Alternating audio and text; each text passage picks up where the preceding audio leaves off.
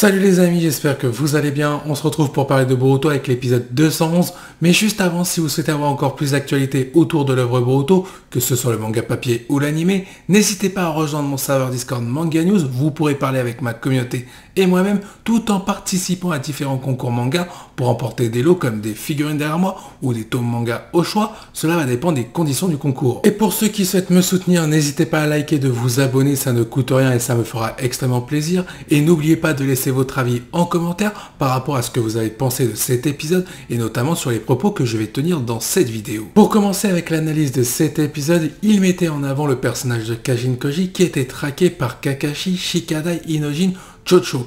Alors le début d'épisode, il est plutôt lent, on s'ennuie un petit peu, mais il faut bien démarrer l'intrigue autour de cet épisode pour finir en beauté. Et la fin est plutôt sympathique car on en apprend beaucoup plus par rapport au manga.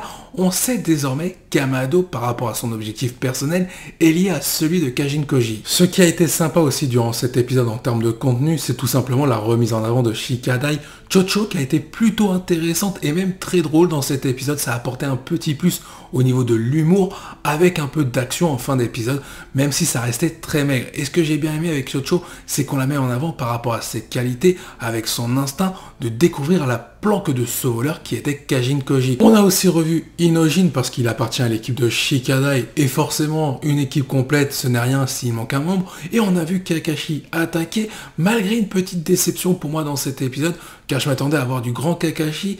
Il a été largué quasiment sur la totalité de l'épisode, hormis quand il retrouve Kajin Koji en premier dans les archives, et ça a été plutôt intéressant. Je me suis dit, tiens, Kakashi va nous faire quelque chose de ouf.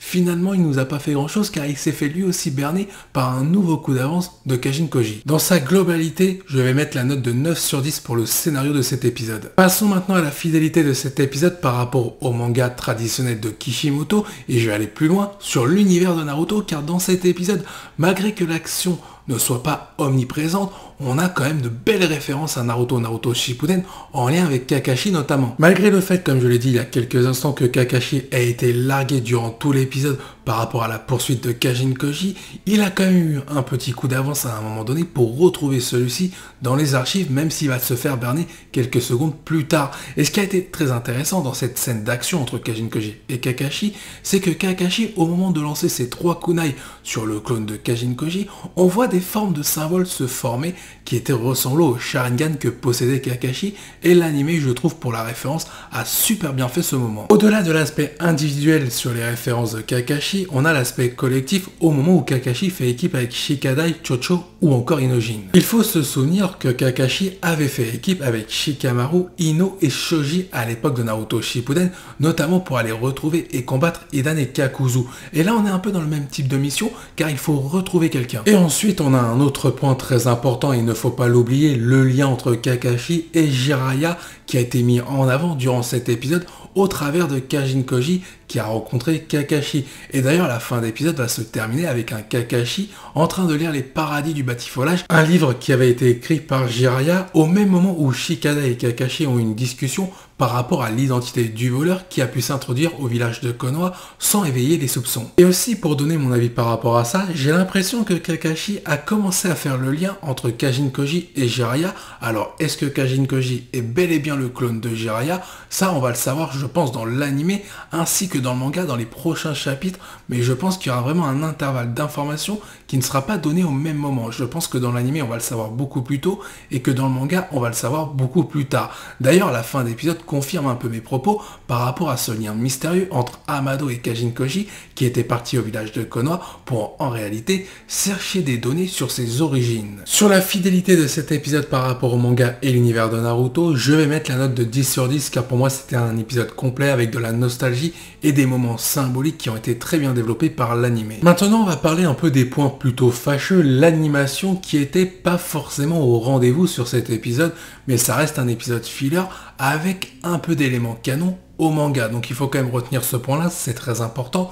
Malgré tout on a retrouvé plusieurs types d'animation, en priorité l'animation de narration pour raconter quelque chose durant cet épisode, une animation dynamique pour le petit moment entre Kajin Koji et Kakashi, et une animation semi-dynamique quand Shikadai et Inojin se dirigent vers la gare avec Chocho pour retrouver Kajin Koji. Mais là où l'anime a fait très fort sur cet épisode, c'est qu'on retrouve tout simplement un épisode qui est fluide dans sa continuité, c'est-à-dire qu'on a des moments où l'animation va être un peu plus haute, un autre moment où l'animation va être un peu plus faible, mais il n'y a pas d'énorme fossé, c'est plutôt homogène et on voit vraiment l'évolution de l'épisode qui prend vraiment tout son sens grâce au scénario. Toutefois, il faut quand même juger la qualité de ces différentes animations et il y a de la déception, notamment sur le petit fight avec 2-3 coups échangés entre Kajin Koji et Kakashi. J'aurais aimé que ce moment soit beaucoup plus long, avec une animation beaucoup plus fluide, avec de la qualité. Pour donner une note sur l'animation globale de cet épisode, il faut prendre en compte que c'est l'animation de narration qui a été principalement mise en avant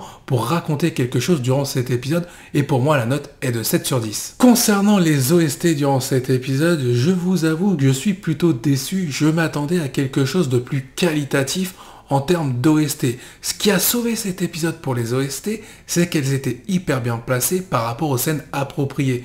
Mais sinon, à part ça, j'aurais préféré des OST beaucoup plus emballantes, notamment entre Kajin Koji et Kakashi, ou tout simplement quand Shikadai et Inojin se dirigent vers Kajin Koji dans le train. Mais pour rajouter quand même du crédit, parce qu'il y a une part de risque avec ces OST, ils ont mis des OST qu'on n'entend pas souvent, et ils n'ont pas mis dans cet épisode le thème de Kara, ce qui est plutôt rare, et on a eu le droit à une nouvelle OST, il me semble, en fin d'épisode, entre Amado et Kajin Koji. Sur ce coup-là, je peux rajouter du crédit à l'animé. Pour la note des OST de cet épisode, ce sera la note de 6,5 sur 10. Pour parler du design, on a retrouvé un épisode sur les 3/4 du temps en termes de qualité sur le design très faible, une qualité qu'on ne voulait pas retrouver justement dans l'animé Boruto. Maintenant, je prends en compte que c'est un épisode filler.